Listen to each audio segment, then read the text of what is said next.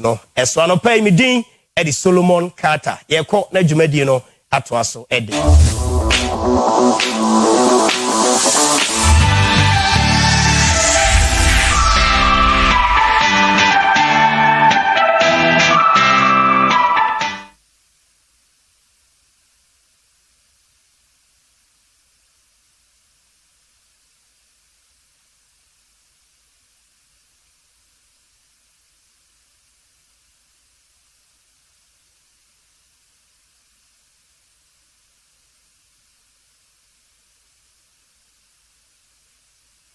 Oyerepa TV, Oyerepa TV, the station that makes me feel so happy.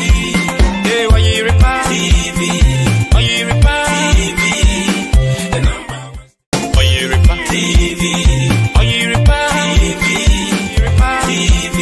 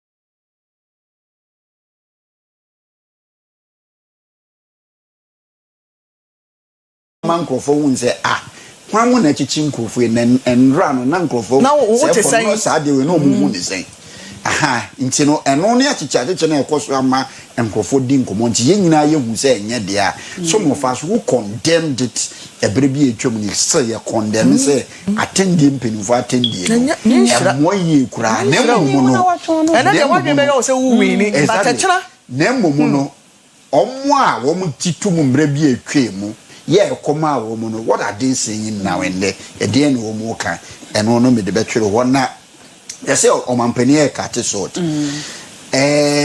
I wish to say nana ade ba ko a ese wo man ehwe wo man sika Ghana ye bo mo ka de bia no am ye sika ko ka wurom has to do with project ya we are 4 years bia ye start ya ye nto asafe ni be fi project ya se and that is why sometimes I am na eya me ya se nyoma bi koso o mampanyin mahama abreso a aya na eya bi ya ye pe sane say the kind of experience o mampanyin mahama was see odi di mampanyin sisi ano politician bi ni who was our records no ebi so far as this Fourth Republic is concerned o mampanyin mahama enti no nyoma bi a Fourth Republic akweti etwe o man Ghana mpuntu asan ye kire no o mampanyin mahama ya we enti say ye kate soda project no e be take in 24 months and san ye wie dia then I will say no yen wie dia wo ho na ansa in fact o mampanyin mahama no ankasa na breso for project bi ase a for the past 8 years o mampanyin da na do be di so no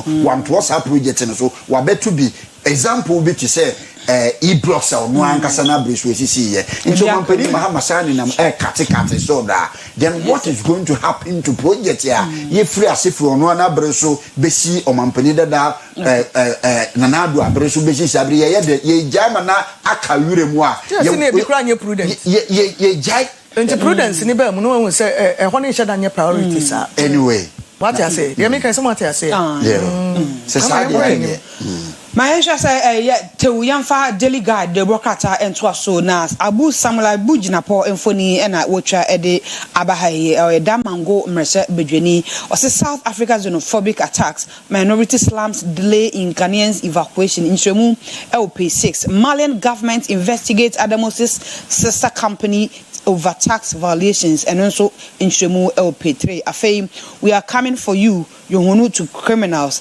IGP Christian Tete yohunu nfoni na e ha no wo che abonofo na so mo mudi abonofo sem no obetu o mo so sa nti o munyina yi afei ne kwakwa mu e daily guide anopai enimu otwa owura Paul Awentam afoko mfoni dia ba kane na oyetetinani edema MPP amayoko enei osan gina say yento no so aba nfoni wo have a fair was let's get back to winning ways afoko rallies MPP MPs eno enso nchiremu LP6 stay here 30 seconds my main ya winter me pen na yi energy na odi ba mu no I love the energy said they will see cano and from the beginning of the year or availing ho esa o person o sign ba mu bi o yi nani mu yi no who ne say the be twemu nya wagya wanachi the Bible say ade papa bi ani machi bi o ko nanim na wa yere ne ho anti said they all rally o mo na I say abedi pele be jina park so no one in semu ga ha Ghana thank you o moral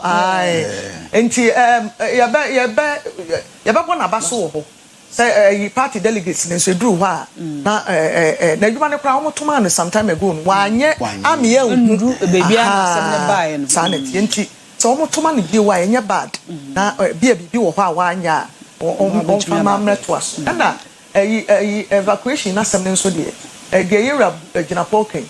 Evacuation in delay no baby if Nancy Akasa saw ya amane ekwa ba abonten say yes o mra no ma yes o mo nipa ba ko pe no report here na dey almost so many nipa be close to 1000 until from Wednesday 48 hours from now be fi ase na plane to abanti be ba nem say empan awodo me yensa 300 ebo na omo aba be yenti IGP dey so we are coming for winter any akronfo no munyine yi the American no betu om so ebo 30 seconds I'm a tell enti no ye ka the rare patriots within NPP mu America say ye Europe Afoko ene Kobneje Japan okay ye wonkrofo bi wo NPP mu anase political parties mu a ensamo a enwoma eto Kobneje Japan ni Paul Afoko no say enkrofo bi wo a emu list kitwe bi na to wo so omo free political parties but for these people the two women in each they are still with the party I want supporting good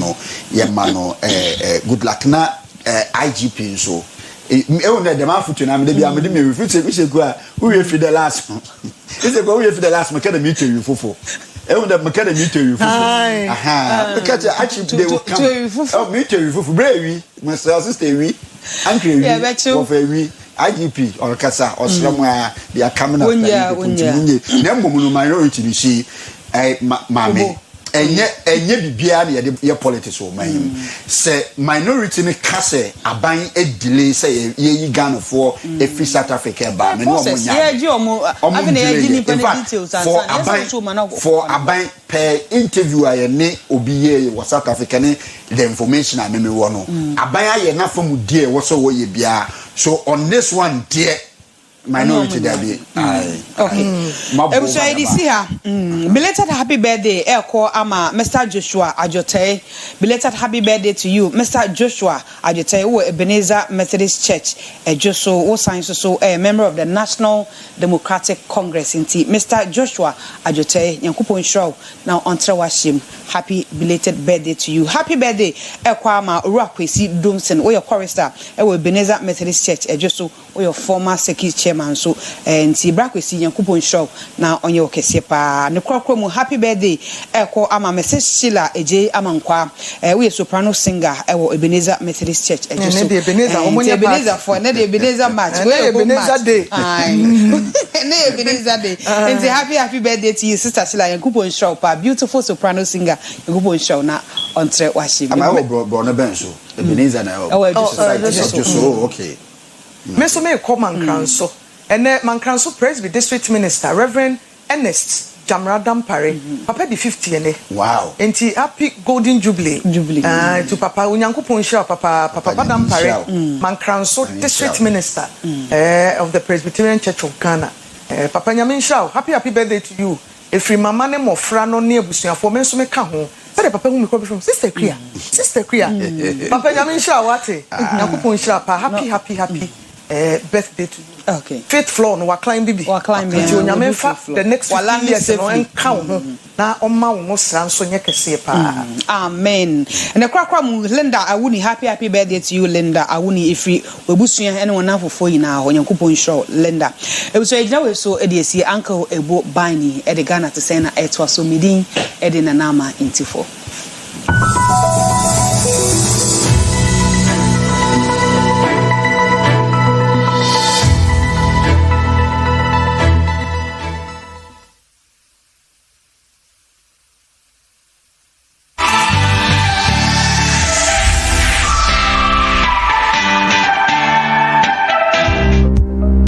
Oyerepa Breakfast Time, Jumedi, Sunny Trinity, a friend OBT. Ye do so a Ghana to say, you know, be dinko na, and a friend I watch for phrase, the difference here, Ghana to say, Bibia Yakono, and said I knew Nikasa at this age, and then at this modern world, you see, obi potable water. Wow. Sustainable development goal sis. Ni nyina kansa anyomo we ni nyina ho asembesi sabre Ghana ye lucky behind just to produce a common potable water for your man for the ayentimi nya dia then na ye chechero o man sen well me di wo remu akọ ewutu Senya West District ewo Central Region na eho ena bronu bi e for small London aba small London pa one more enya potable water na we ho semu ewo mu ni say per the account ya wo mu muti woni yamani boni na nansa Matthew di nkomo no wo mu kire mu say ensu kakra bi a wo mu rely on ensu a wo mu sanu me ye bibia ye aduane ye de enoa na sabi emwa anantwi ene emwa hodo a ene nam mpotem woni efumu mbua ne emponche ne dabo ne anantwi nyina wo mu ne emwa no nimpa ne mwa no ena enum nsuo no but the one say sabro no we aye kanya say we kire bia o e wotu se yane nimpotem okra e ya bend the capital city of our country ya ben akra ho kepia empon wo de nka ensese esi de banze ke ye ka ke yemfa ya dwenu kwa chichichichichi baabi se no mponi yenka se bia se chinchino empanimfo hu a district a ben the capital city of our land yane emwa ene enum nso but nana ansane wo mo adi nkomo mo akere wo mo nsem yenkotie no mbra ye ba ye ne nana anse bedi nkomo afa ye wia eti ase ye ya the local authority ye be kire ya adwena kire mo ya kire wo de wo se wo mo ye fa sa de we hu ye ntie nkomo no se de ye koye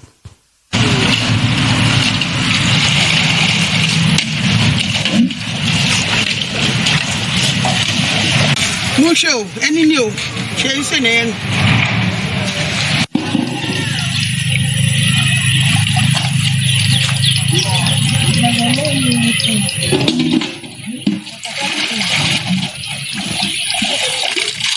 I'm far bibi nkata me numo mo ma me nim na show hwe se en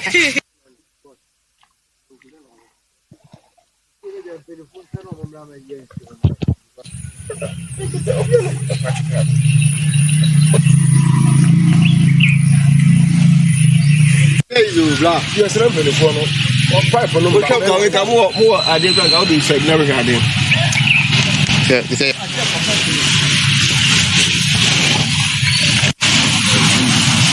okay man e wa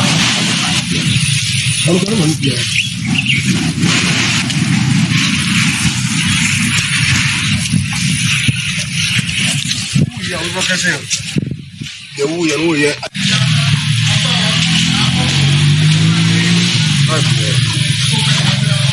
Como a papa la ya pedia o ba kan wa se.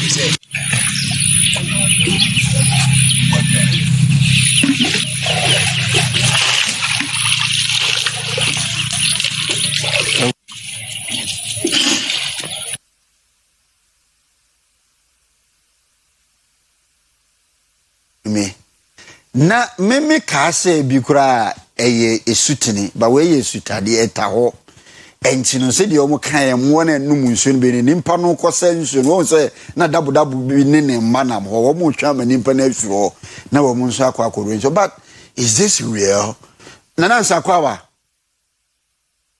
anka wo mo so nana mi bo enti sai su ye tai ho ye wo mo se say eno an the source of water a chrome for no more rely on.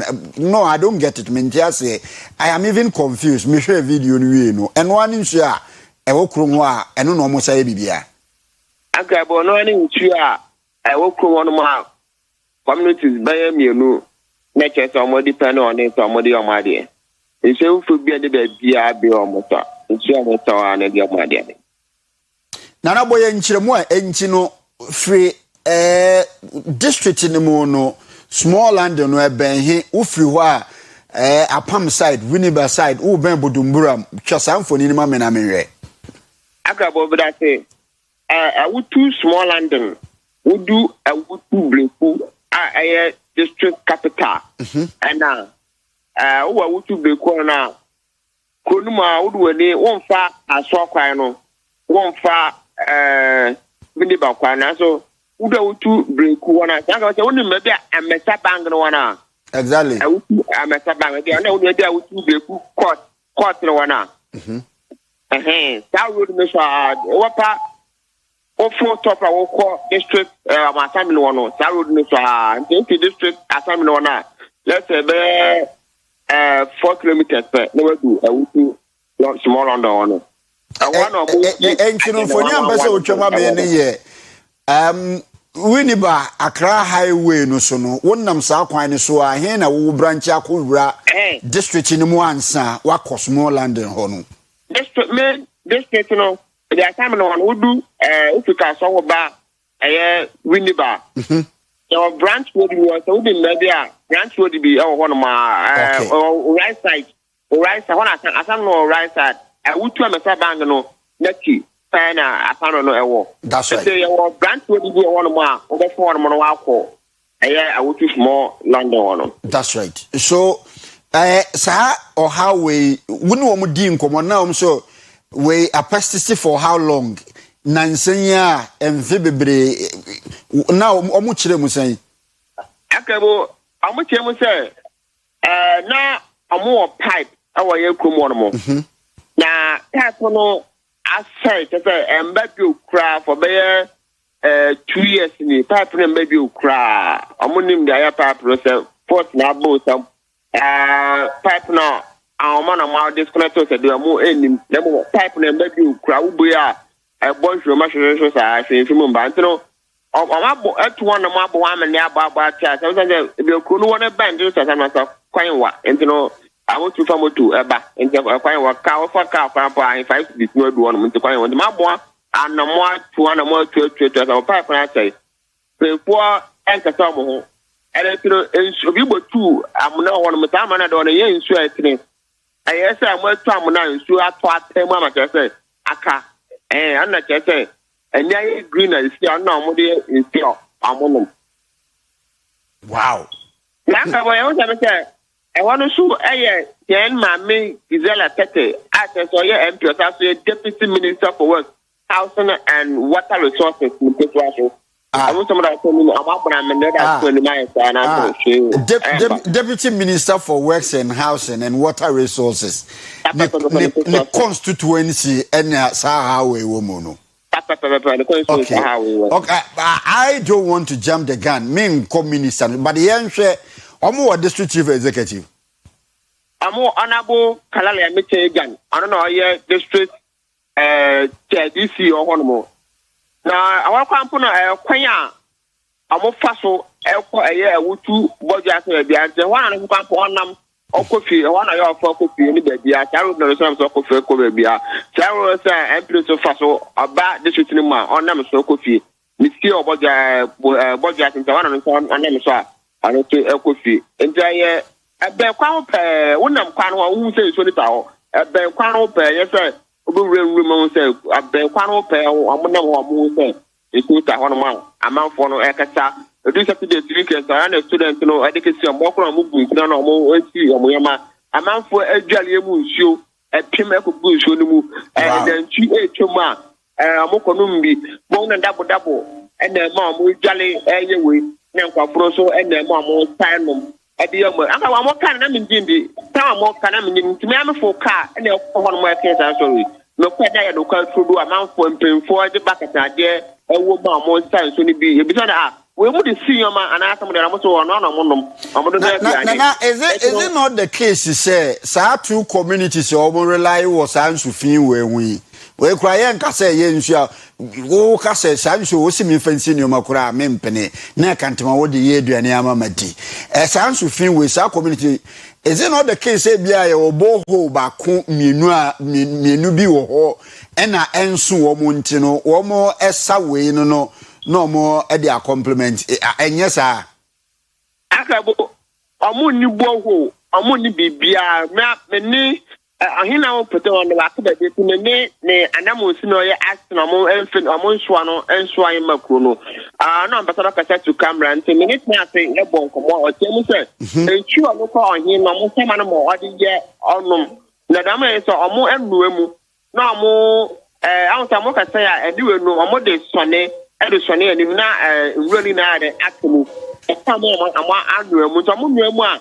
ona bu agu bottle na mo de disi mo na amonom edo am be do no so the same thing mo ya de nte omo ni nti oba biara bio nsu omo sa enu maane na wono mo no community bia me wo mo a ye be kase wo mo no de pipeborne water wo mo wo bi nti no ya be advice say sesia na mpenimfo ye hu bibia no anka wo mo rely on sa community ni so na anka wo mo kope potable water en super ho men mo nya de because we de yare betimi atie simu community bi eni wati sa anka go awutu as district capital of Crampono be ya enfimienu ni amu ye nso no meda pipe on bada say individual star omo sebo mo wo kana omo tu enso kan kwa mo pe no mo no mo ekon eba omo etisa akora sa de ko abe mehu ni na no nta mo ko awutu bodwa asa wo so emoche nta ofa ka ko mo dan ka bo ensu ka ka wo pa mo nta ba fa ka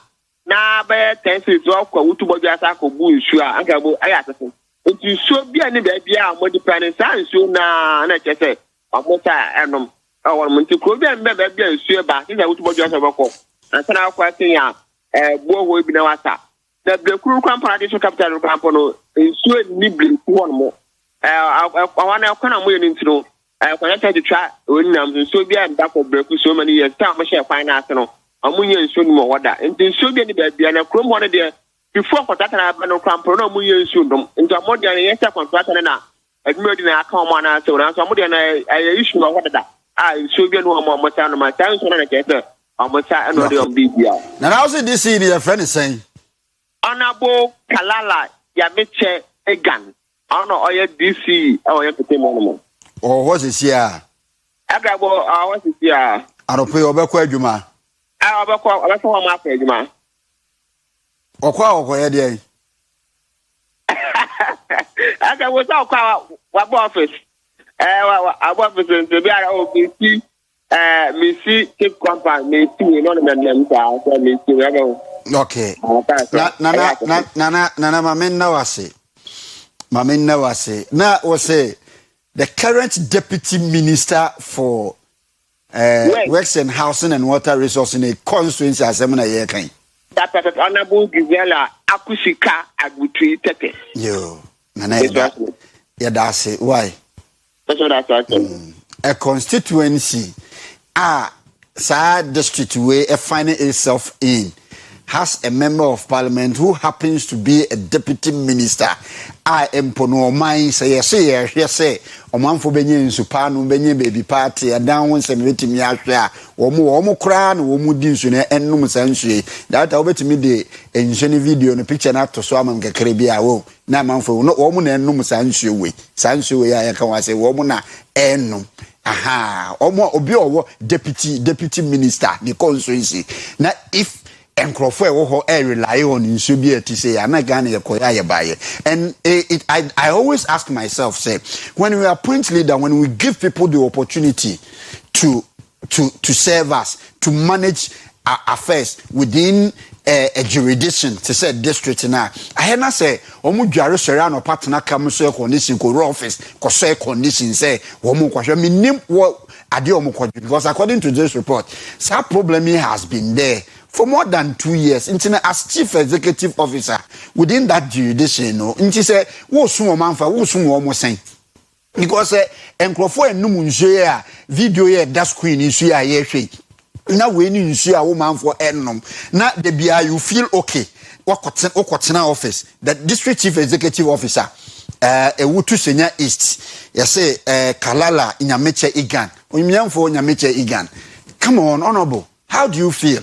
Say anope wo hwe TV so bi hwe na okacho na say utie na say the just screen we so any issue a woman for ennom and next 21st century issue a woman for honorable, do you feel okay? Do you feel all right? Say utimi kotena kam ko so condition kotena office say wo kwaso den say ntimi entino Ghana ye ho akire ye ne ama a district e bia two communities for temporarily say ye hwama bibia to ye ntimi ntu just borehole ba kope bia ye anhia ato ye to amona keke nhia ato akota wo say ya enwie na chese sa asase no enhio wo mu yie pa say ye se ye tu borehole a enko deep kura na etimi ato nhio ama manfo anya bia no a common borehole district na kwa huhie mu ama DC Nyameche Igan yentimi ntu borehole mankrofo se nsu we na nkrofo na ende na akoto no office aso ho am na wokosom esom me na wokosom momo mani mutena momo mani mutena ya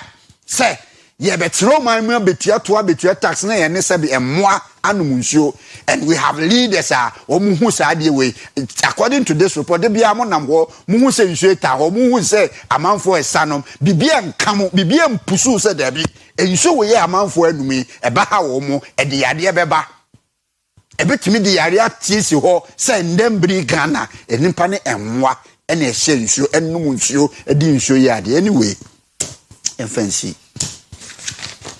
mo mine mutina ya ayaye hu se mo besum ye ni o sai mu na mo besum de bia mo nko amu interest nko de amoya papapa movement e bia ubenya so mfa so but kakra na ebetimi aya so mo manfo ne de bia na akoye manso how do you expect me to accept this? How do you expect me to accept this and net 21st century say and there and nimpani and moi and a numuncio way.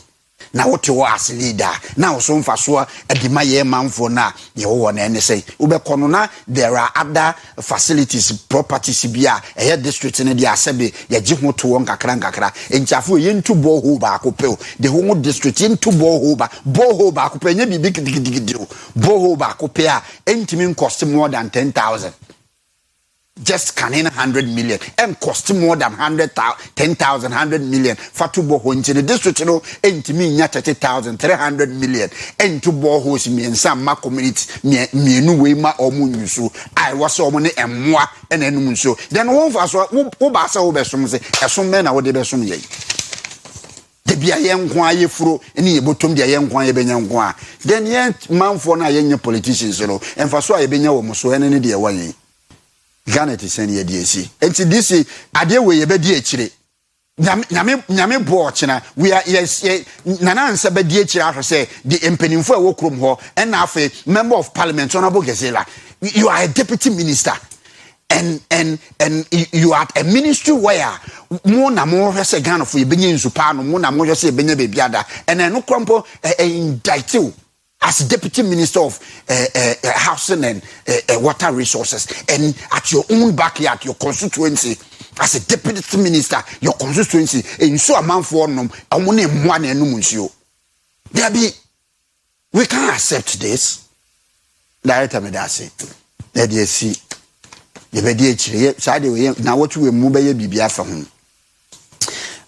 Young Minister Season 2, or a Pafia Frase. Sorry, and and they our phone you be our mom ye be our move 30th move from Koran this in the Becoso, which me a boy power far and they form Sako or your pension so your crunchy you may be a woody be up or your pension friend 0539 596 165. Oh, now please you order. Such a water and a bottle water. Crunchy, the fan video. Me did the Uncle Ebo by the Ghana to say, AC, toward you made in summer with health and lifestyle.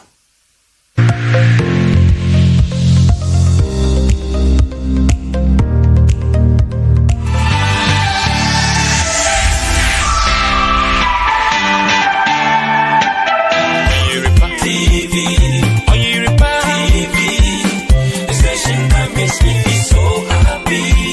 Hey, Oyerepa TV, Oyerepa TV, the number one. Oyerepa TV, Oyerepa TV, the station that makes me feel so happy. Hey, Oyerepa TV, Oyerepa TV, the number one. Oyerepa TV, Oyerepa TV, the station that makes me feel so happy. Hey, Oyerepa TV, Oyerepa TV, the number one. Oyerepa TV, Oyerepa TV, the station that makes me feel so happy.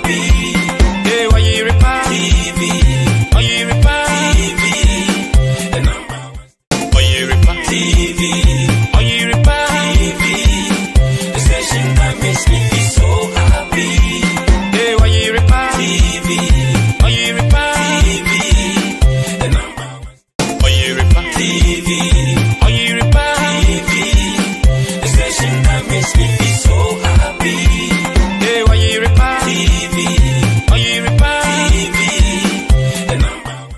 Oyerepa TV, Oyerepa TV, the station that makes me feel so happy. Hey, Oyerepa TV, Oyerepa TV, the number one.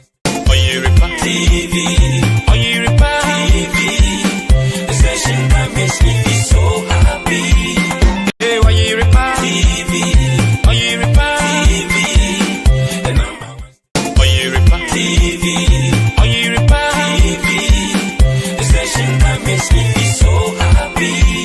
Hey, Oyerepa TV, Oyerepa TV, the number one. Oyerepa TV, Oyerepa TV, the station that makes me feel so happy. Hey, Oyerepa TV, Oyerepa TV, the number one.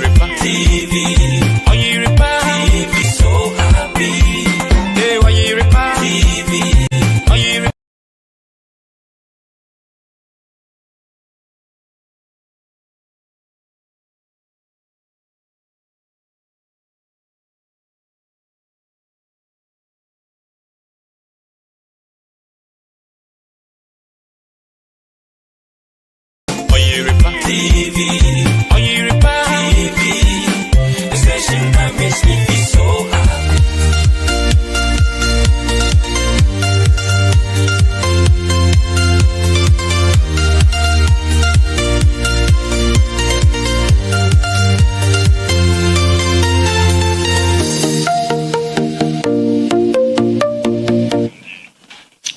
A Monday in nomine Patris et Filii et Spiritus Sancti. This is on Croncrodin, meeting the PSC lady, and they end up pay a vegetarian como afa asthma a home. Asthma honti wadaroma. Senior Mayena, Ebeboa Menu. Now, Dr. Divine, a menuke, and any bedding como way pulmonologist. Adult lung specialist, Ewo, Confanachi Teaching Hospital, no head of respiratory unit, Directorate of Medicine, Confanachi Teaching Hospital, and I yebedin komo afa asma ho. Kojak farmer yin kunja ho. Kojak farmer, wamuna day, kojak procure daba. So when you're cold, who's when you're kata when you flu. E mabo wa kuhu utia ya hoyo basa hoyo mre uyu su kojak prokodo unumu a 3 minutes sha se ya adwuma na ama symptoms no asha se yit symptom no efri ho ya obekọ chese wan bekọ form ni bibia ma hoto aba ye bonu mrane se ya yi sauki kojak chako toothpaste ye bidie ene so di juice a efipa fita efri se ye de chako activator chako no ewom no ebo amasenfi kojak regular fluoride toothpaste what tell you so ebo sen ho ban efri o sen ho hawo nyina eho kojak fini kojak efo sen ho ada ho o sen femfem onum so nwunu onum so chiese aduka daya ama ho kire wadidi ho aye oden ene na he na ho famfa o nyamie ya yi karifi den ba soro e pa cho you so kojak fini kojak f sen be fa ntuma fafra na aye kama kojak kit toothpaste e nkwada de we suma wo mana wo mu yusu ebo wo pa ebo mo se ho ban na kwada no so na ni gye ho ama won so se don't think task obre bia obre ana wo fam wo bra otwu ba ne se na ebe free ho for 0531 069945 0531 069945 ana say 0531 070020 0531 070020 ubenya bia tu e wo kan shi draglen and crying kuma sen so bia market no KJT market no Roman Hill no benya bi at all. Doctor, good morning, Dr. Menuke. Good morning, PC. Yeah, that's a son of a over church. You can say asthma, yare bay. Yo, Medawasi, and Yakupo answering so, and I met you with you for you. You can say asthma, yare, so eba yahra one so. Asantika se mo muta afre no krotwa anase intisewa na yare no de emane eba se enyina enim se ye homefa ehwunim na efa ehwunim na esane ekọ akrawane mu a tichim bebre eyenketenkete te se senia uhu edua a esane na ne hinini ekofom te ekofom no na eyenketwa na bebia eyenketwa pa na ewo akrawane mu no saa tubes no eya na ema emu ehunu tubes na akasa ehunu na ama windrow bebre so aba tubes no emu na eno echi nso no walls no ana tube no nso no enam na ewo ho no so na asa aka amoa enti saa nneoma miensa we ka bomu a na ama ekwan na ewo tube nim no aye kitikiti enti basa ebema ohome ate na saa home na eti no de esa aka ho biom so yese esa ma osambowa na amase wote so na wote so sanso ohome a na otidede wom na ama okuku aye otan ana dududu na saa nneoma we nso no emre ko enim no sene eba na etimi sisa se bia na otwe baako mu ebetimi aba emprenu ana se bia bosumi miense mu no afi na aba baako pe ena eba da baako nso a ebetimi aba se ene ebeba enha adwin bebre na nso ebetimi aba den the next time a ebeba eno be ma se yebeji wa to hospital nti kan yare asthma say na ade a mane dead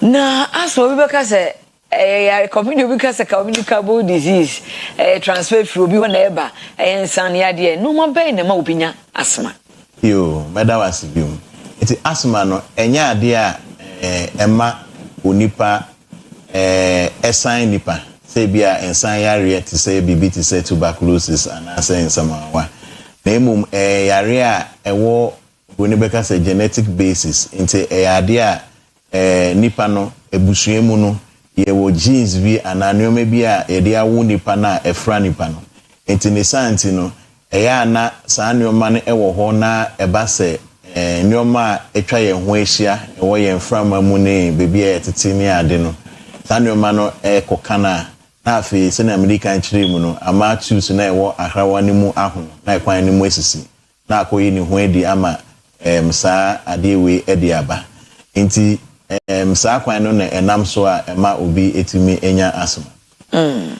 nji betumi ama statistics asma wo Ghana hapa amavo obi pa betumi ama nkuntabuo kakra afa ho yo ada wasibium enti yeka asma yare a ewo ho a enkrofo mbu na yehwa ase free nkora mu a efa nkora ewiase afa nan nyina akora no yeka se okan nkora baako enumu a baako asma na yede ba Ghana hanomu a ehwehwemu bi ekoso ana Ghana eka ho ewo 2024 mu no mo yesa publication na omo ma ehun se nkora a omo ku school no emu 1890 ena omo ehwehwe omo ebisa omo nsem na omo saa nkrofo yi mu no emu be 224 eye nkora omo gitum se edrube bi a omo homi a eyade a omo tidede wo omo humiem na omo yen hwehwemu wo saa nkora ne mu nso no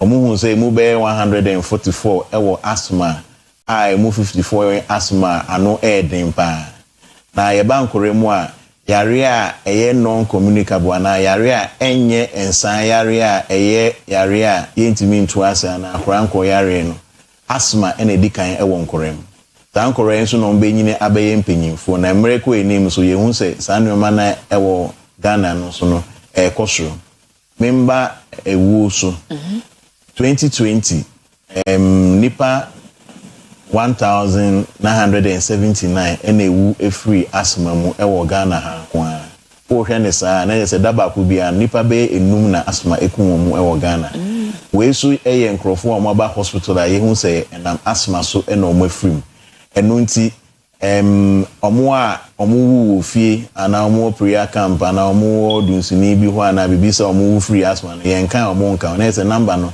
ebro sa na ade ba kwa ya na high bebre especially ya yehwe ahrawa ho yare no say asthma yare a ohwe wo ho so yi a enya ade a ewo se ubewu a asthma nekum na nso enam nimdi ankofo bebre enim emfa ho nti no eya na emase omo ntutu omo anamo ensie ma asthma ne etimi kum omo ikakra metimi aka fine no ya na momodwuma yemutimi ka se we de manage we de cure yetimi sa asthma na management ni bia yo enti ye ba yare asthma unfortunately ye ni bibia ebetimi aya ye beka se ebesi hu kwan se asthma no entimi emba na eba nso a ye ni bibia ebetimi aya ye beka se ebetu yare na se kra amane free ho na de enti e notice aye se asthma enti se malaria a aboa bi na de ba uma nipa ne eduro na ekun aboa na yare no nso ekọ na emu se na medical chire mu no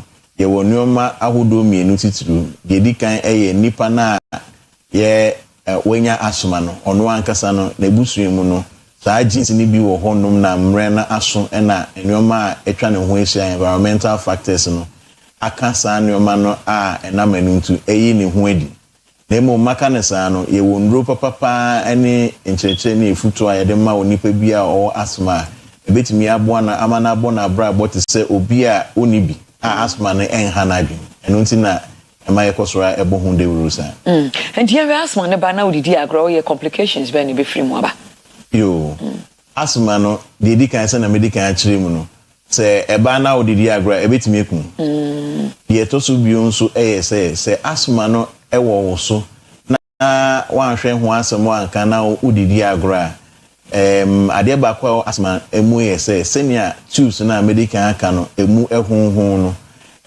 ade a etokoso na ewo ho saa ebedu baby no ebeka ho saa afi no uyuzu eduru kra entimi ensa enko nechi ana se na emu ahono no entimi mbrena se yi pa se na wo seye na ama asma ne kunu ayedin ana senior obetimi ama eduru abebrena se na ayedin emu we obi a wo num anasa wo yuzu endro bebre a yɛde ama senior doctor ɛde akyerɛw ɛde afa asthma no ho a time bia senior emu no ahono no na amana abrase nti enkofa saa de we no emfa embre yɛhwɛ asthma no yɛwɔ myth nkrofo bi ogidie bi fa asthma ho a enye nokre ebi so ye nokre signetie yo ebi gidie se asthma no titiri ya ewo ebi brema na te se ewo Ghana enam se yare a krankro yare nti nkrofo bebre efa ne se honhom yare na entoma yare na emum yeba medicine anase body enhwe mu nyoma mu a ema ye hu yare senia yare ne fiber etia na medical actually me say ye wo nyoma ekeka bo mu ema tubes na ewo wahra wane mu nkitinkitin no ema emuhunu na akoyi yare no aba ma wahu say bibisa ewo ho nti enye ade a eye honhom mu yare ebi nso edwen say uyuzu inhaler na yedema asthma for a saa inhaler ya chichiri mu ama hu so mo asthma na nso uma ni inhaler na no akoja de ato ezo feel say uyuzu inhaler na ebe emma yare no mum enko na mum inhaler ne mum na eboa ma yare no etimi brasi wo asthma na onum tablet say bia prednisolone ana p ana dexacortin ana say ventolin ana salbutamol tablets ana say asthmadrina udi onkwa edidi agro efisesisi no nimdi akọ enim bebre amaye hu say tablets no emwa use tablets na ema side effects ahodo bebre efisebe fa wo moje mu ansa na aye edwuma na emum sese no inhalers ni mum na eboa na inhaler no nso no de eboa ese inhaler baako na nso ye wo eduru ahodo mienu ena ewom baako edwuma ese senior tube no emu ahono na ama ekwan no aye ketewa no eduro baako a efreno anti-inflammatory drug anase corticosteroid edwuma say otwe saa inhaler ne eko mu a eko bebia ahono no na eduru ho no mu a amase ne ahono no ebebrenas se ne be ya emukwan no ebebie yetoso bi nso second eduru na eduru etoso mienu so a ewo saa eduru baako kro na mu no eduru a walls na medical chirichiri mu se eya na enam no aka mwanti na amatube no ayeketwa no na amasa enam no so a relax ana emu agu se na ebe ya eno ne se nia emu ahunu no enso eba fomu a na ama ekwan ne mu ada ho na se nipa ne ho ahenhan no ohumi a enya de ahomie no ebe ne din biu nse inhalers ni mum ena ebu manage nipa nkwa na ya meka se wo asthma bebi a obeku bia no ewo se wo inhaler no eka ho ade ba kwa eha adwen na ehu say omo asthma no entime ba ebia bosumi be miensa na bosumi nsia afi baako na afi na aba baako no omo pa na omo timitai wo free asthma mu efe say na adwen ne say asthma ne ko nti onyuzo edru ne refi bebia ne inhaler empo eda asthma attack ne ba afi na orere obehu nkrampo a na ebia na a expire nti edro no nso na ebetimi ahya ase ye edwuma sa attack ne ba na ye dendenden na brain nyoma ase ansa na ye de wadu hospital edobeba hospital na wakoma mbo na wontumi nhumi a doctor fu ntumi nya hohwe na edobeba na woda so humi na akoma ne body a yankopon adom ebetimi ya afrem de aye age wonkwa ede esi wo nti ehunhia bebre se ye be ma ye ni akọ sa inhalers no ebi nso edwin say wo asthma and also we exercise and I also we gidigidi bia nso ya ade a entisa in fact wo asthma and also utimi exercise the exercise no kura boa akrawa no ahoɔden ni nyini ne sene ma akrawa ne mpomuden ne ti no ma ne ekonkan ye onkofo bibria omo aye enyoma ewo wiase afana a mwagidin kofo ti say David Beckham any Michael Phelps no or you be na odware insu a oye world champion the medals ahodo be bring na yesa a branti bi a of free Ethiopia memo a ye friend Eli Gebrselassie ono kwa ne asthma no there will be a friend exercise induced asthma we exercise and asthma neba and so a world champion now set 27 world records. Wow. Even though I know asthma. It's all asthma. I don't just say we need to mean exercise. Oh asthma now we exercise. Now man buy you say I was so call hospital. Near kwa faso ya bebo ma with me above bra. Yemre no asthma ne sana. Konfono che kwa be no betumi aba ho abeye yi na fe wo di ato so world asthma day. Ida wodi. Medase. Inti Confanochi no yenyina nim say ye kan gi kesim enti say opese oba respiratory clinic anase clinic a ye hwe asthma fo a ekwan a obetimi afa so ni ba ko ye say obedi kan akọ ekituem a ye polyclinic anase family medicine na okọ no mu a doctor fo e wo ho no bedi kan ahwe omo so timi hwe asthma wo ho so mo hwe na bibi nti omo hu say ehia say omoda no edebre yen aso ye ya Ombema referral note na wo de abaye ho na ya ma date no abehu doctor na ya hwe ama bibia aye kama ba ko nso say so ko hospital fufuro bia a enye gi na Confanochi a obetimi agi referral note e wo honum na omabo ekire di ama na o de aba eno sa de obeba respiratory clinic ni street it is say ma data emeno so anu abehu doctor na ya hwe asthma na ama bibia akoso like a world asthma day a brother edikan ewo May busumim afiwe mu 5th May na sadano edi sadano na ada sadano dru ho a enam se enkofo enim asthma ho nsem ana mo fa netra na mo nti ho nsem na sinti no edisi eni so se yebebo de wuro bebre na afiwe mu no etifi asem a ye kan no say access to anti-inflammatory inhalers for everyone with asthma still an urgent need and no triage esi to say why be faso a endro na mekan say edro a ewo say ewo bibia ebre tenia tubes ni mu ahono no aye ade a no pa na ha adwen asthma mu ase na ma asthma for wetimi abo mo bra no why be faso a omani mu nyina titru baby a hospital akasie ni no omo so benya sandro no na abo ama etimi ahwe omo asoma ne yie no eno na edisi ye ni so enti ne ne nam radio so ne TV so ene yekoko schools ahodo ene omo koye enkyerɛkyerɛ fa asma ho se na ebebo a obetimi ate ase na omo etimi ehu na a doctor for nso ne onwa ohwɛ ayaresa enso no enkyerɛkyerɛ efa ho edema omo se na ebe ya ebebo ama ye nyina ebetimi aka yeti abom na enye baakofo ade efisen baakofo entimi nye enyina ebetimi aka yeti abom na yetimi ahwe asma ne yi na aboa ye nyina yeda sepa yebeka asma ho asam bia ubusa bia de bibia ekoso nipadua ni mu doc yo apart from say nipa no ntimi home na wo yesi e de sa na ya na yehu no o te so any other symptom bibi show ti be ya ya o ba bi be ya be kire say asma na ya ya wo no and now no bucket to how would you know okay inti asma no enioma 92 pa na sanyoma 9 ekabum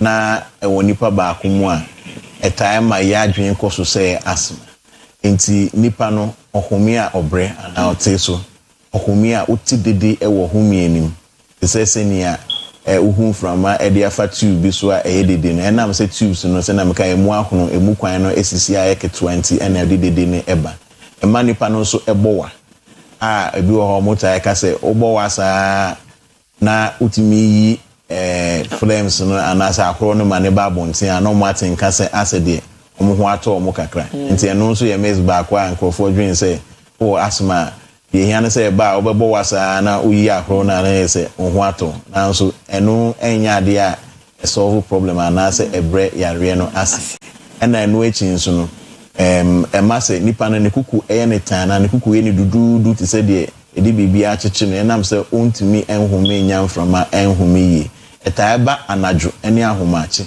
tamre na etai ka no de wonioma a friend trigger factors anioma ema asma no etimi eka no ti se enfuturu ana wusie ana se emoa ene omotifie ti se okra ene kraman se obi akora ana se enyi kura na odinsa mwane edi agora etimi mane eka no center anu odin ene ebi mu nso ewo hono mu a osiri bebre ana nebufu bebre ana se odwendwen bebre a tani mane nyina atimi mane ba ena se na medical kan obi wo so oye asma oye exercise sorry na eno nso ama asma no aka no tisani ma we ba obi o asma kwan mu na e mane bowa na ne home eti ohome adede wom ekukuye ne tan eta ba najo ene anopa na adwen na esisu se ebia na asma so ba hospital na ehwehwe mu hwe That's pa.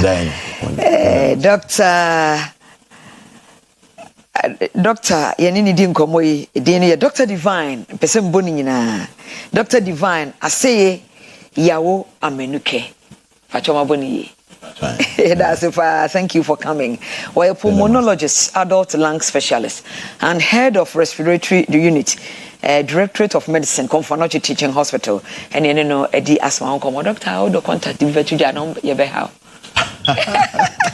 Hospital. Oh, yeah, that's it. Happy birthday to Celestina Bonsu Atonsu. We're from Prince. So happy birthday, Celestina Bonsu Atonsu from Prince Nyakopon A show. Me di the PSC lady change over. Me move over. A QSC do be take it over. Demo cross over. The other banner your friend OBT agenda. Ina deserve and Cantadios. Adios, Ibishia.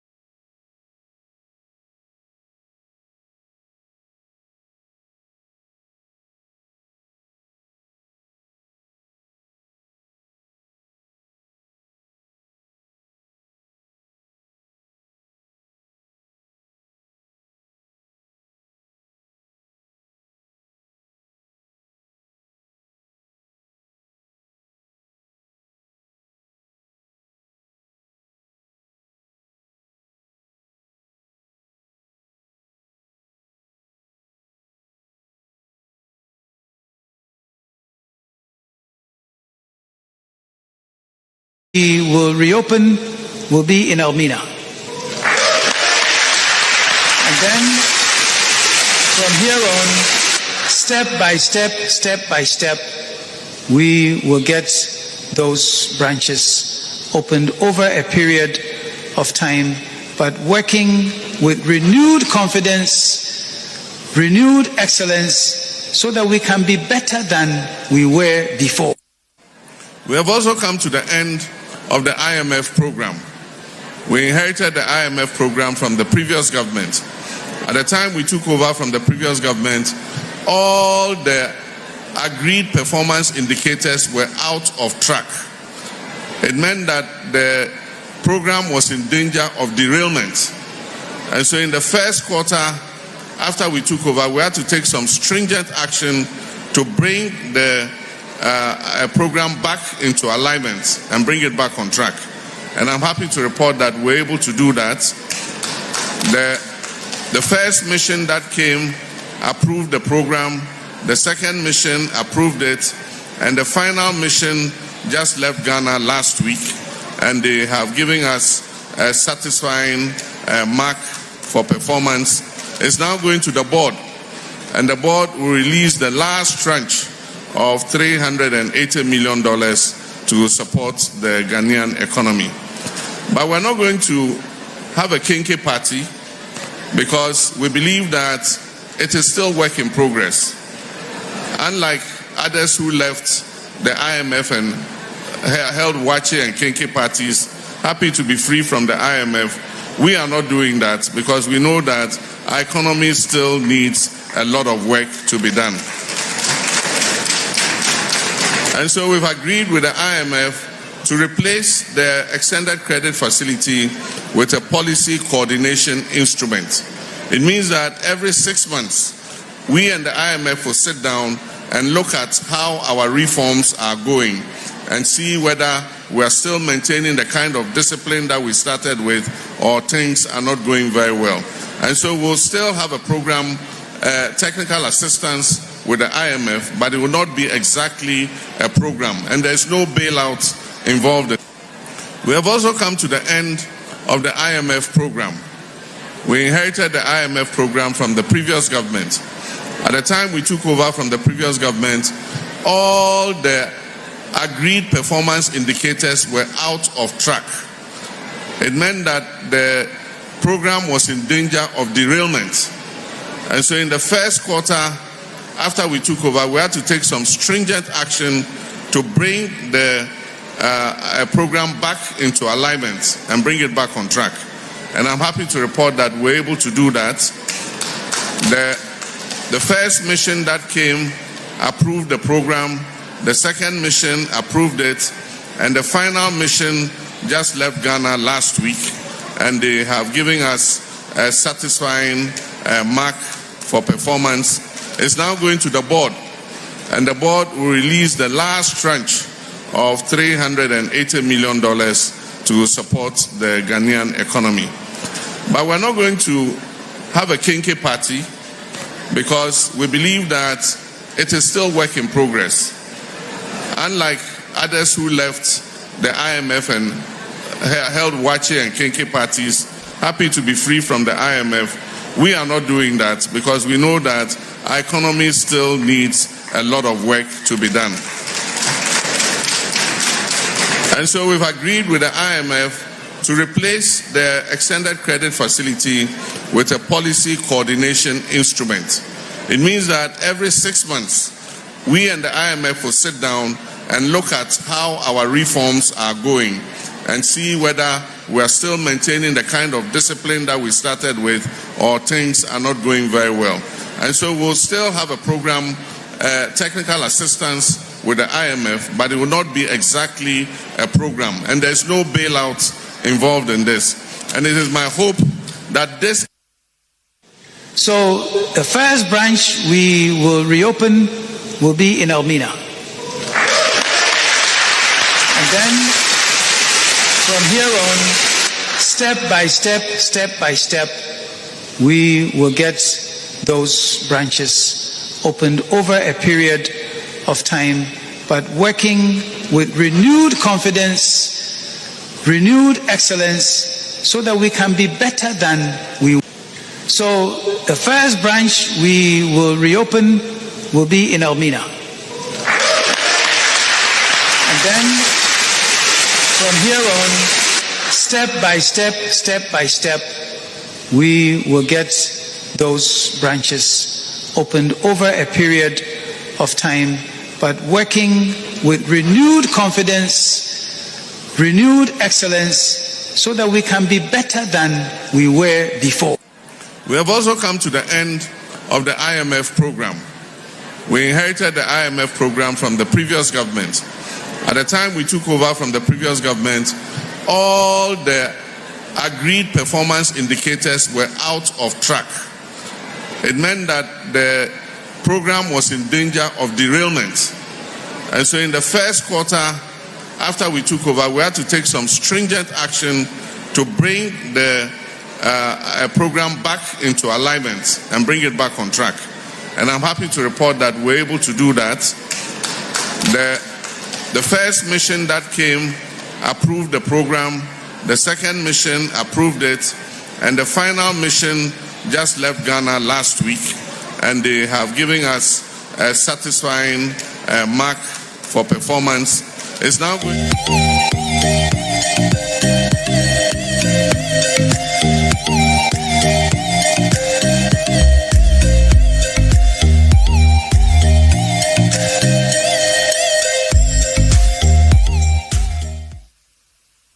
Ebusiafo yeda mu nyina se mama kwaba e de ba ye dwuman eso obitini Oyerepa TV so e na yewo ewo asantemantam emunene yensem ahodo a ye beka no emu bi ho mfoni ene video no e na yeyi e de akyeremu no ne eda ye topical kese pe da ye pono so a ye bedwendwen ho no IMF fi a ye fi mu ya bi nso kura kyerɛ sɛ ye nhya da mfi mu ye esan sɛ the next 3 years no IMF for da so ato ye basakun mu ya wo mo bekoso a monitor no ma hwɛ sɛ de yesi kasɛm hyehyɛ ye de ebeye kwan ye de befa so e na afi enkomo bi a ewo ho a ɛsɛ fata ɛsɛ yebedie na ɛno achi no ye behwɛ Dr.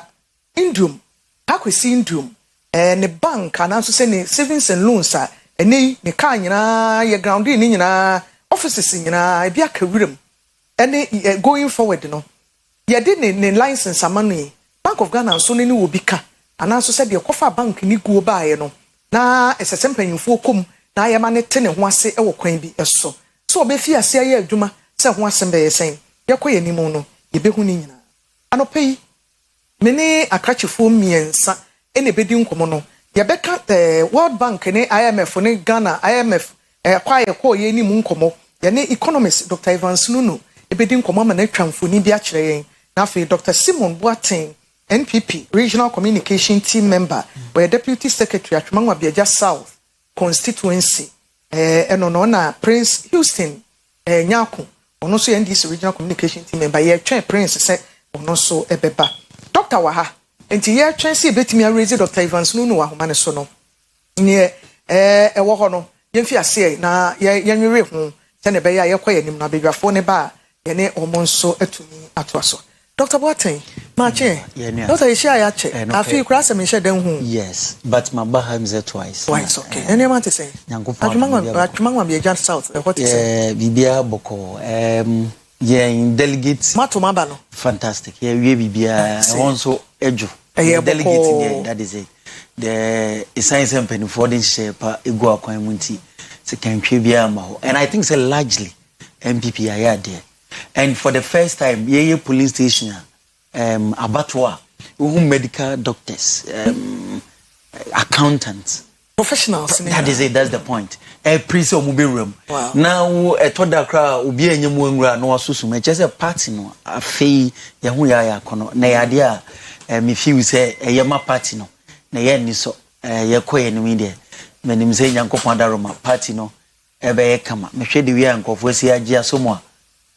Mo pese mo be party addition na eni so sunko ntimi da party addition si bibia boko atwuma beja eni Ashanti region. I see. Yes. Ebusafo na me ka se ye ne Dr. Nunu be ka sa ofun so se ne na live show ne be have wa ha nti doctor akwaba we de manu si ye ya na so wawra mu And you want to say, yes, who I will telephone so.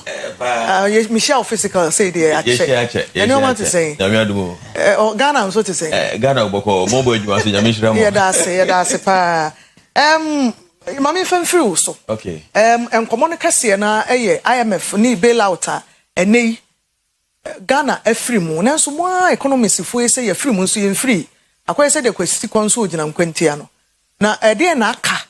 Na going forward no dey ni betimi aya IMF wo yen kokko bio 17th time probability say betimi akoye high enna ye betimi nso aye say yen kokko biom ne ye reta so a eno so ye betimi atu ho anamo wetie de mampani John Mahama aka e wo IMF ho what do you make of nkomo nyina na me ma about say 8 minutes yo be educating yen wo ho we know quite different kakra well yen sha say free na sha no okay I would say na and no maybe higher than me, obviously.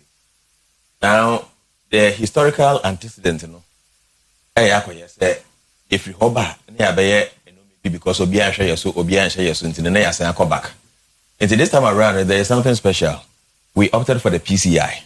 PCI near the PCI policy coordination instrument. Okay. Which means to say, I feel where the end you free IMF wa, you better sign our.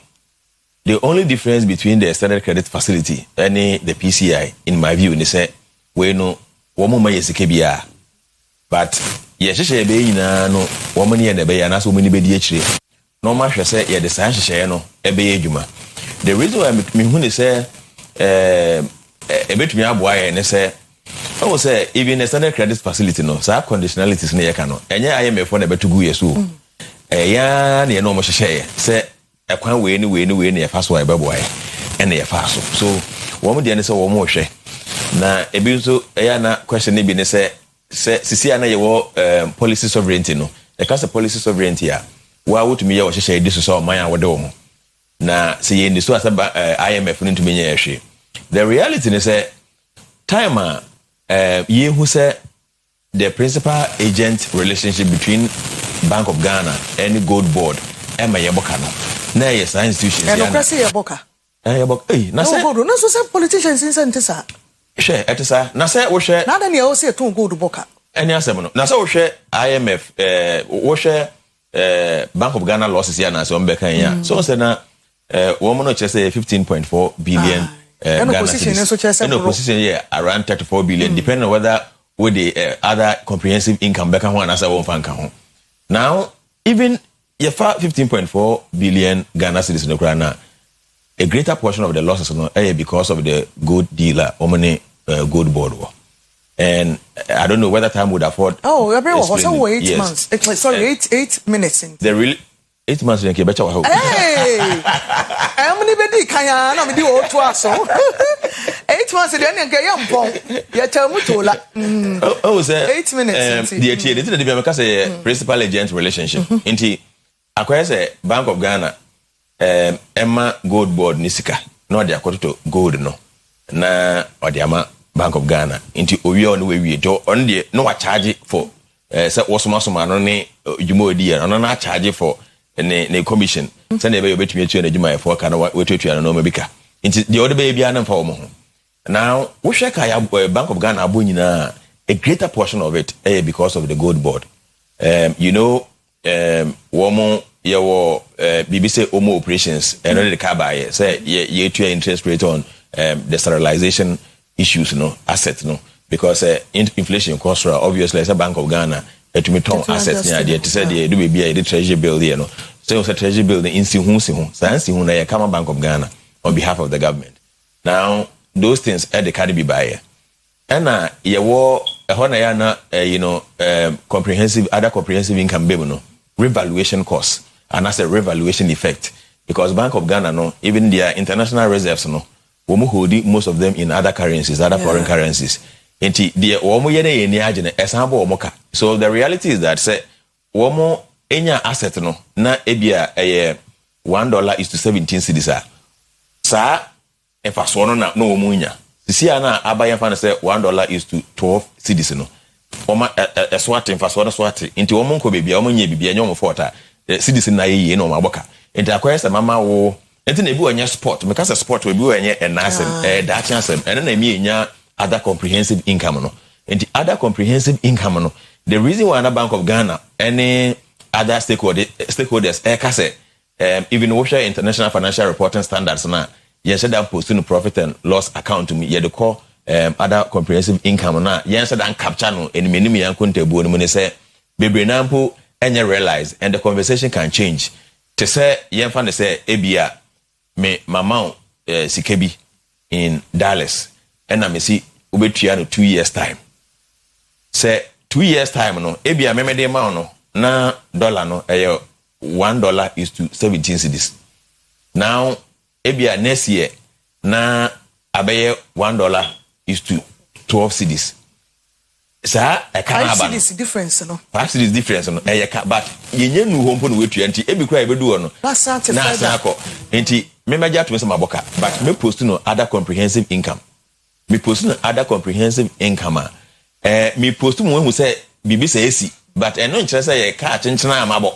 Okay. Nti eno na Bank of Ghana ni other stakeholders ka say oh ye mama hu say net ye but eno podi ye fan kan asem eno opposition for no say ye fan kan but wo de eno kan wa na hudi hoda 34 billion no. Now yenyi sa revaluation na wo gina mfimfin na wo de book ka ene unim de a wasua ena wo de ye adwuma no e ka ne mienu no e de ehe yentumi moka no be 15 million will be so 34 million they say which is which. Okay, so what happens? The first which or the second which? so what happens is that the Bank of Ghana for no womu ehwe a car esi angasa in reality and then 15.4 billion which is normal but also international financial reporting standards na say a kebu ha obetumi abem dachia and I say who so for next year for no call other comprehensive income no be who say because sometimes you deal with investors any other business community they have to have a clearer picture about what is happening say be ya won ko da obi so that is the reporting standard and yes I could be crabeka say oh na idea you be kan wasem in the future the idea na we say you post to but financial standards say we say opposed to. Okay. However, in our discussions, we may not dwell on it too much, except that we may sign a word of caution. Say the aircon is a man who here that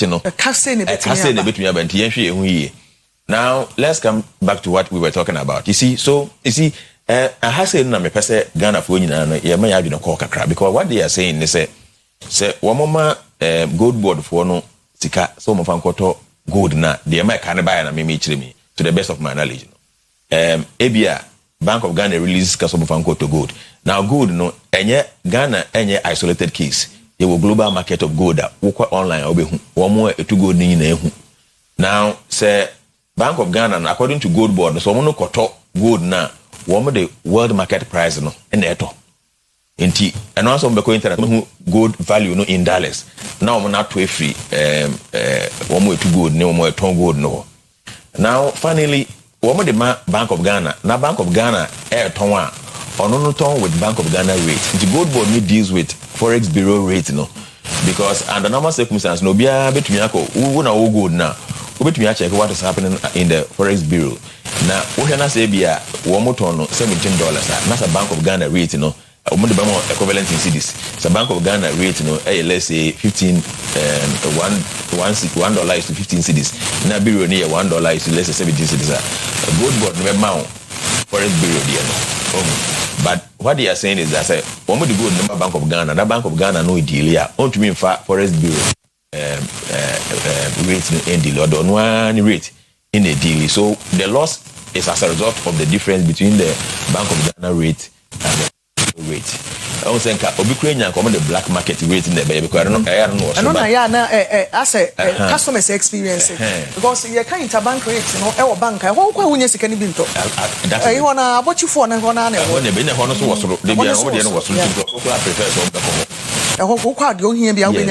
But we have to really pay attention to that thing. You see, because of my background, I always say, you know, give room for people to take advantage of the situation. Ayana say we raise the red flag against a certain internal control measure and as a certain practicer. And yes, be a work as a obey the school.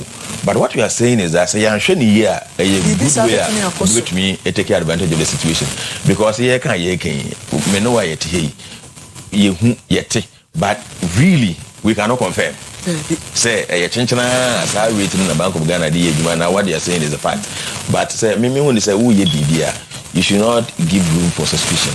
You understand? And what but Nyamin Chadia almost say almost the way they are modus operandi. Yes, ways of operating as a mode of operation. And see, I'm hoping say going forward, no, these things would not happen. But of course, I accounted for losses in the past and we must deal with it. Now, IMF, because of the gains that you so far, because officially, no, na 3-year credit facility. Until now, was say me, you opt out. I advocated say we should not opt out completely.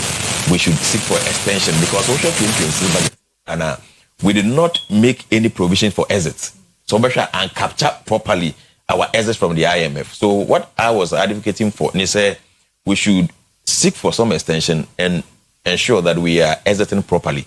Send if you are near back no NC and I'm say we will not lose so many things because look, I have maintained say a year the 3 billion and ye free IMF facility, no standard credit facility, no. Nenye ne baby. Na o Ghana haye to me boka 15 billion Ghana cedis and another $3 billion. But to me, you know, what was important, they say one, na ye benya room to reschedule our debts.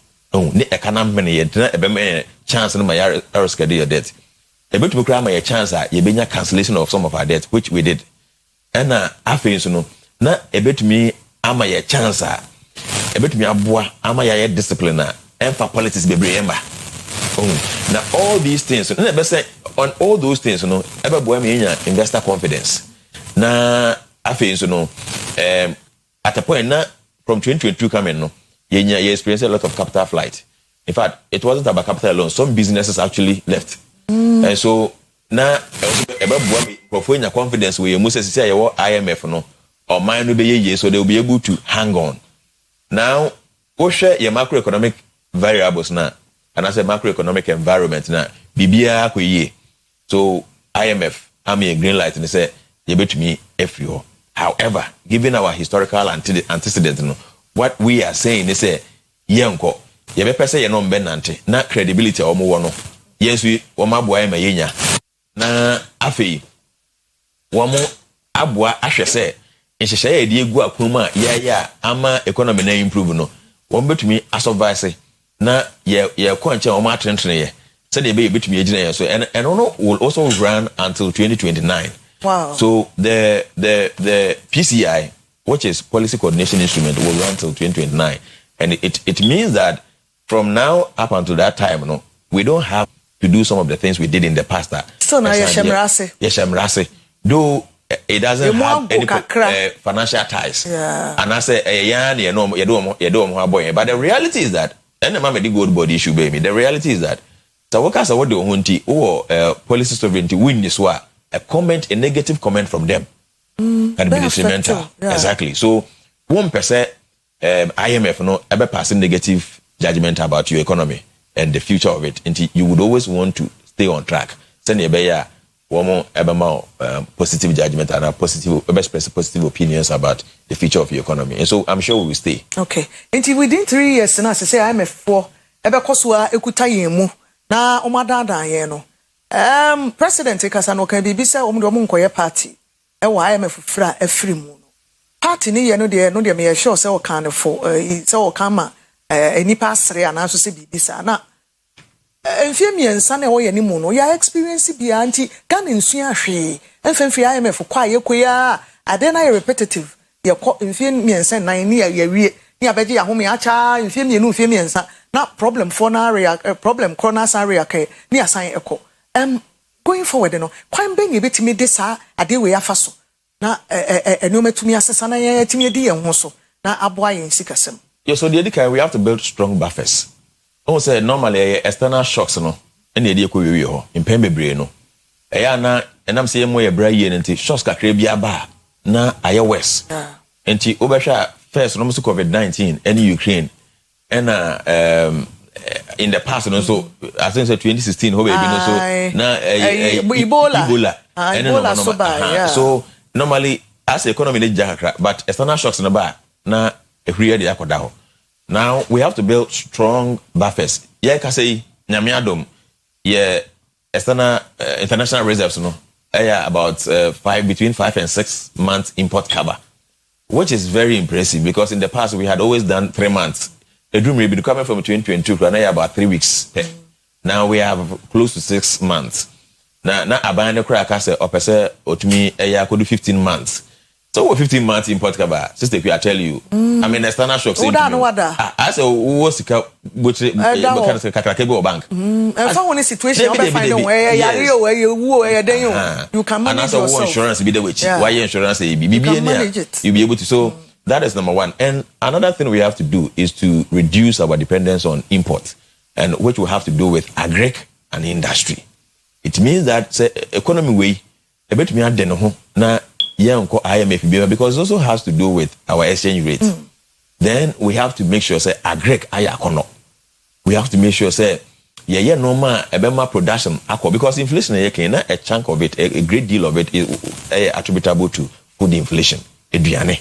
Now that the America say or maybe anhwe na eduane boy dey answer o man ni trimo de kakra because o say no kwade we benya nka wo say de che waketu anya kra na de obedi de say wonya di nti agric ni ya nhemu kana ya ma agric enyina na so a we see some of these things. Then we come to industry because exporting raw materials at the kwa bridge there and what is even pathetic and they say the raw materials no kwa they convert into finished product no masamba time then we depend on that. And so I am thinking that a brass will say you make sure say agric age and nice so not in feed the human also no. I tell you, say it to me anyway, services will follow. Yeah. The 24-hour economy no. And because if the day is busy, you'll be forced to move into the night. Demand exactly. So for me, in order not to go to IMF, no, and I call 17 times. I say you could be a home, but I can't other home. They said you beat you, we are saying, and you cry a flat, 2-3 bedrooms flat. I was off a fin, what joining a good suit in Common Penny, a comment, Emma and Comobia copy or IMF bailout, a home and Como, Assam and a yeka. Now, the ordinary see, a doctor, Evans Nunu, or a economist. Watching ye twamfuni e de amaye ameyehu said the IMF no ye free mu de enso ye da so awom esan so say from Sabre ko 2029 no IMF for da so akuta yen a omo ewowa yen ehwe e kire ye kwan yen fa so ni ye sika e wom se ani omo awie de enso omo nyi omo nsa efree yen so ekra me ko Dr. Simon Watson eho MPP regional communication team member and deputy secretary at Mangwa South constituency of the MPP. Doctor when you are doctor then anu esisi a IMF wa ye free money ye free money so yankoi according to omo enim de e wo sikasem no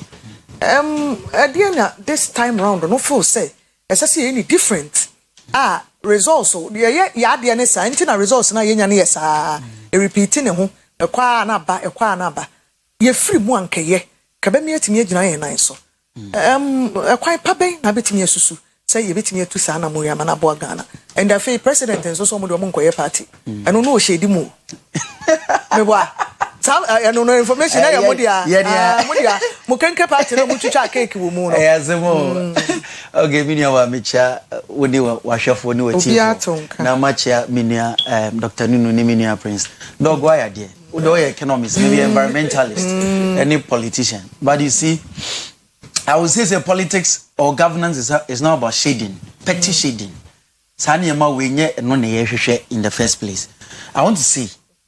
Say the minu church mu ya wo de gold board sika sembe bata e ka Ghana boy no. Yebesa kwa IMF.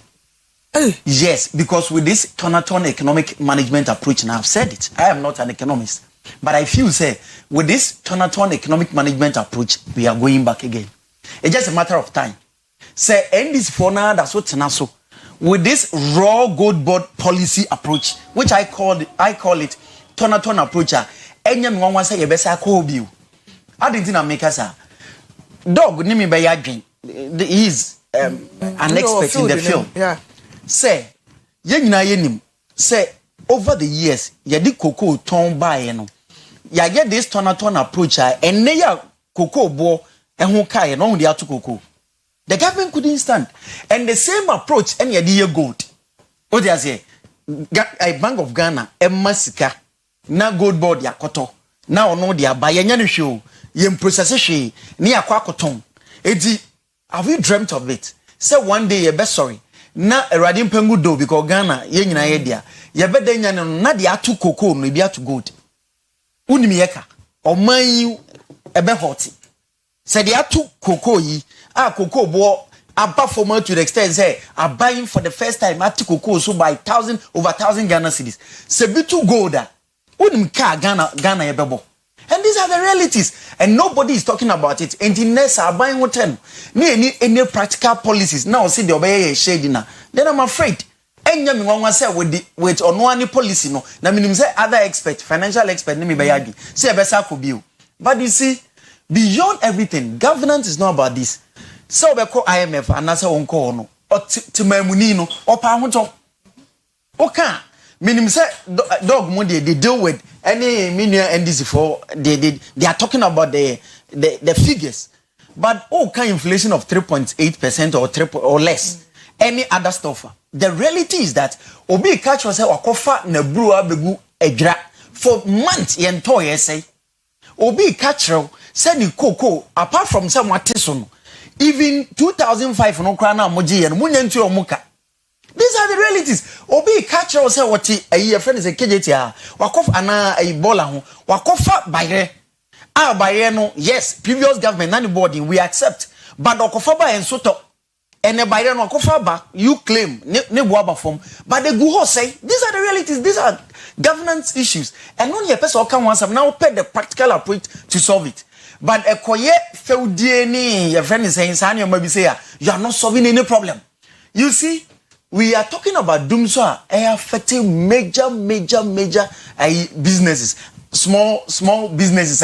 Omune so your friend say omaimu. Doomswa only affecting asafufwa or no your coaster. Doomswa affecting barbering shop. Doomswa affecting saloon. These are economic issues. And it's about governance. And none of them are mutoba. Now, more be another.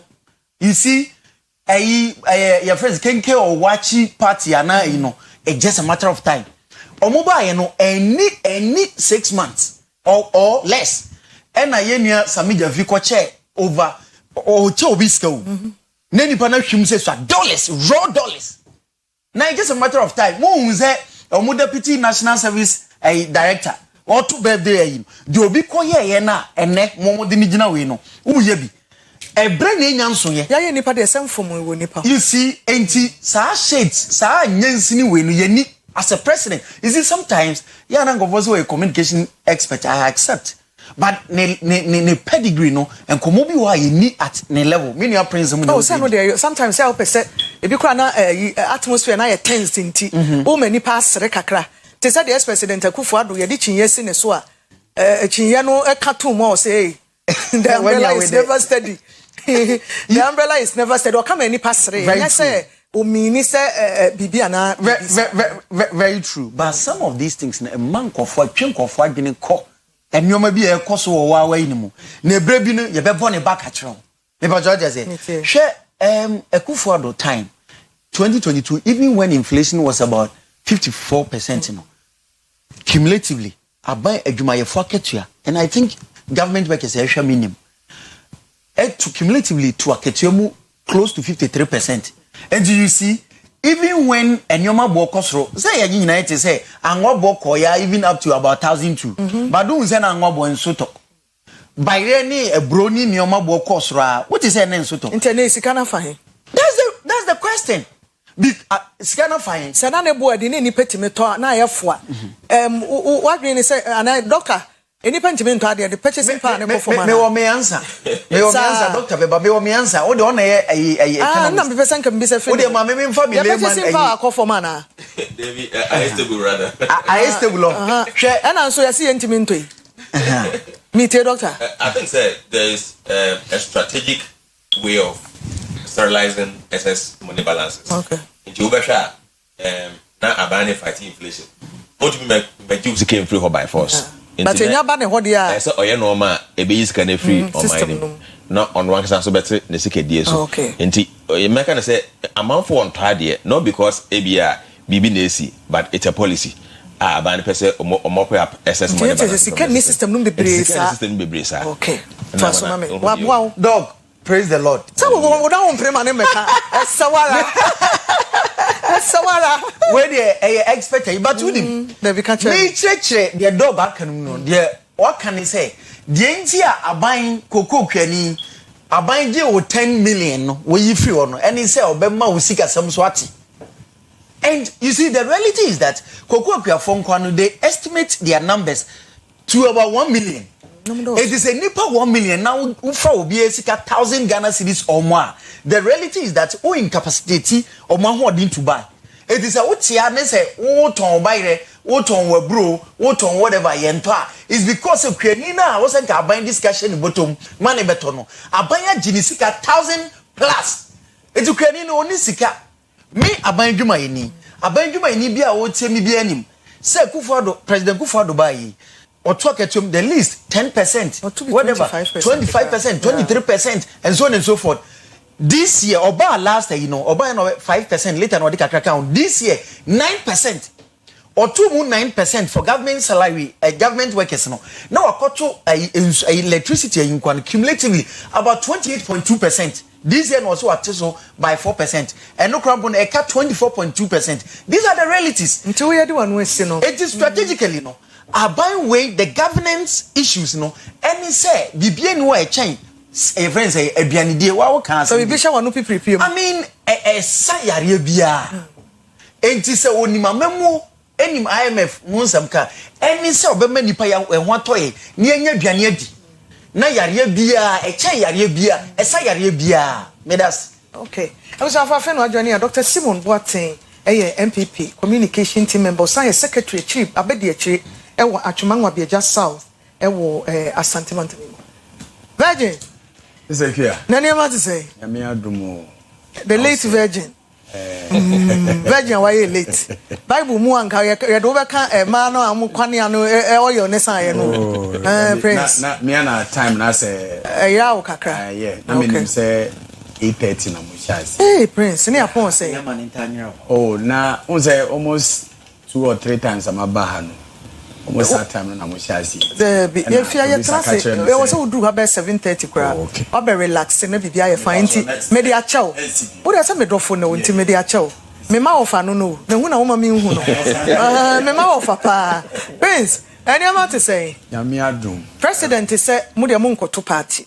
economist Dr. Nunu nso ama ye hu say dey no manyina si nti the next 7 minutes no Mami fa kwan we so nchia oni producers ni doc ani ono so ye doc. Oh, your doctor, yeah. That's right. They Virgin Prince. Very fine. Ti mami nchia Obibia na mami nchia Honorable Isham Alasan, our incoming regional chairman. Any lawyer Samuel Safoduku, ono so ye our incoming regional secretary. Me beto say doc the economist no kasa. Tie ne pa o make a very cogent pointer. SED Juma. Ade ba kwa ye in 2015-2016. Na ye de my excuse say my economy no angina ye no. One of them was no Ebola. But Ebola was prevented from entering this country. Adom. Emma ye Ebola in this country. We never gave that excuse. The excuse we gave was that commodity prices were going down. Parliament could ready budget. Say your oil na ye tu wahano. You better on about $85. Your cocoa no so you benya say wana commodity prices bar from. Amfa. It ye den a hitu sana. E ma budget bi bia o plan e bia e call disarray. It ye no na ye di my excuse. But at that time ye no MPP for so that be let me your excuse. For you to say because of that inti. Me dey ma ko dwa ya nto. E komo na o bona ba form sika nka me pese me nya ba o man mu no nyesa na me ko nya inti MPP for say ye nteda. It's an excuse, it's lazy, incompetent. Omo boye dia. On betimi afre o man mu. E na Ghana for ti o mu asem. E no mu de ma o mu. Ma me kan kire Ghana for say economy na ye de ma MPP for no. It was a B- rated economy. A economy a utimi tua wo ho ka. Ade wa brabo mu se untimi nye ye betimi afra kohwini se ubobusia na untimi tua ka wo ye kohwini. Na sa time no ne yetimi tua ye ho ka obi a ye de ne ka bi every month bia ye service ye debt. It is high economy ni ye di jaw. Ye jaw sinking fund na about $200 million wom. Ye jaw heritage fund enu po de it's sika wom na nye sika ketwa. Enu de untimi use road fund any other funds and na sika wom. And I'll bet to ye. So that was economy an incompetent one and our friend no edi jaw. Now she say bisa say economy ben na NPP for free so di jai. Omo jai junk status rated economy. Economy si ite ha. Say ka so we junk status so what declare say we bankrupt. Oma odi omo kan nyina wa ka kro mo say mintimi ntua wo ka. Wa ji obi sika obi abo bosia say je na fa sie se wo man na do time we a watua meka wetinse ho wo ji sika ne wie ye di wie wo anom a o wie ka che nipa ne so ntimi ntua ne ka we kohwini. That was how this economy was managed.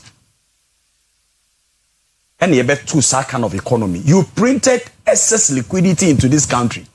Eniaji said doctor collaborate ne sika ne ya sterilize sika no. By that act alone, Dr. Waha.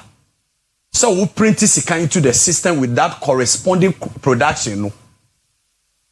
According to the World Bank, about 800,000 of your citizens went below the poverty level. Essence Niyama Bokosra by 54%. That is your track record. And you were happy. You printed money into the system. And the inflation was high, hyperinflation. Until Abayo Obayo needed to sterilize the economy. My friend mopping up excess liquidity. How do we do it? You raise treasure bills.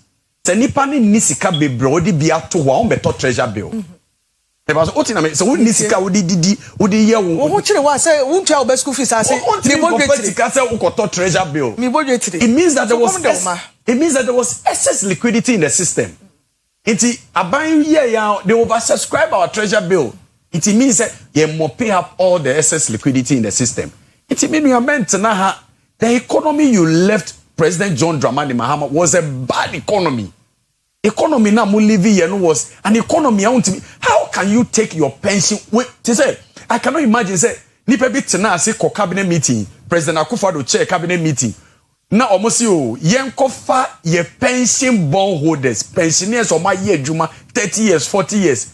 And na wo aban say yen ball busia no almost yi bi di ball busia wo de ye adwuma wie ya. O se me nisika me de be ma wo. O kai papa na ye friend Kama laboratory so mo CEO. Mr. Bibi Ajekum.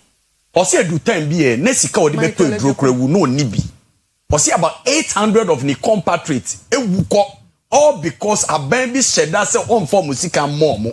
And na me nua ya nya audacity abetena ha e kasa. People for esa nka mo ni wu se. San hwehwe no mo ye ne so se de mfa so pabre. Aban we. No. Economist na tente ya America na we bisa me bisa. No, you see you don't even have MPP for had to take the dry enwono. E no mutimi de eye ya omumu na mumu twa so aba e. Sese kuya enye sanka wudru ho kora se obi de ne sika ma wo. Na edu time ese wo de ne sika ma na wo se me ni sika me. E de na wo de edru ho. You were borrowing left, right, center everywhere. Now, are you surprised? You can find a minister of finance and we Johnny. Ombebu accountant we Johnny. A minister of finance. No data bank ne tu ne fuse de bi onko bobusia. President Kufuor na de call euro bond market first time. Okoji only $700 million. Ye buy within our 8 years. President Mills, President Mahama, ye koji $3 billion in 8 years. And only $1 million $1 billion ADC at Tuabu gas plant. In faso e free so mayen obi enim. Akufo-Addo ne ba omia ne ken oforiata ba ya omo koji $11 billion from the Eurobond market. Obi so omo said no mo de ye ya they have nothing to show for it. Really? The appetite of borrowing no eno na ye ko wie bebia na ye wie ye no. Because na finance minister no ye ken oforiata no na ne bank na eto ne fo. Omo for almost transaction advisors. Ono na eto ne fo say de bia